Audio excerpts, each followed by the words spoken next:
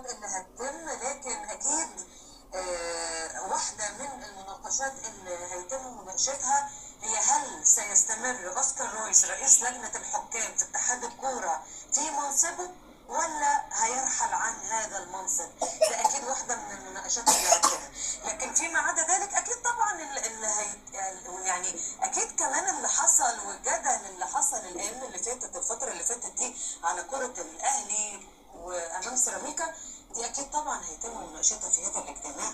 ده امر مطلوب منه. كابتن مصطفى يونس برحب بيك تاني. اهلا بيك. احنا سالنا سؤال للناس، لو انت عندك القرار النهارده تحل المشكله اللي دايره ما بين الاهلي واتحاد الكوره، تحلها بالاحتواء ولا تحلها بالتصعيد؟ عايزه اخد راي حضرتك بس بعد ما نسمع راي الناس ونرجع تاني. اوكي. استاذ خالد اتفضل. مساء الخير يا أستاذة سام. لو أنا كنت صاحب قرار في اتحاد الكورة في أزمة النادي الأهلي مع الحكم في مباراة الأهلي وسيراميكا، كنت هشوف مين اللي له حق وأديله حقه بالقانون وبالأوراق، وكل واحد له حق ياخد. لو بصينا على أزمة الأهلي بهدوء هنلاقي إن التصعيد مش حل، ده رد فعل. أي اتحاد قوي بيحتوي الأول، بيفهم المشكلة وبعدها بيطبق القانون بالعدل. لأن لما الموضوع يوصل للتصعيد أنت كده بتخاطب بشكل الدوري كله، فالحل مش مين يكسب الجولة، الحل إن الكورة هي اللي تكسب في الآخر. السلام عليكم أستاذ سام. كل اللي حصل ده بسبب كل الوكالات. أقسم بالله الإعلام مصمم يعني. ولما الزمالك خد الدوري السنة دي لأن هو حق الدوري فعلا. بس كل واحد ياخد حقه. الأهلي صحيح فنيا مش كويس. وإحنا عارفين الكلام ده كويس، بس في افتكار حصل الوقت ده يروح.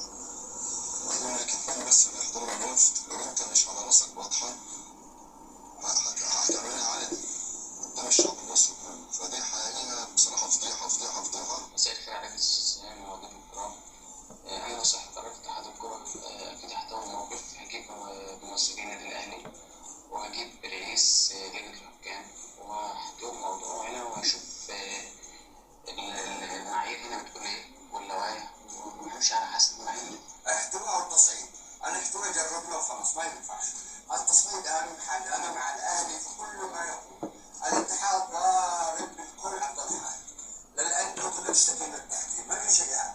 لازم التصعيد، لازم الاتحاد انه يواجه هذه المشكله بكل شجاعه. تحياتي للكلاسيكو.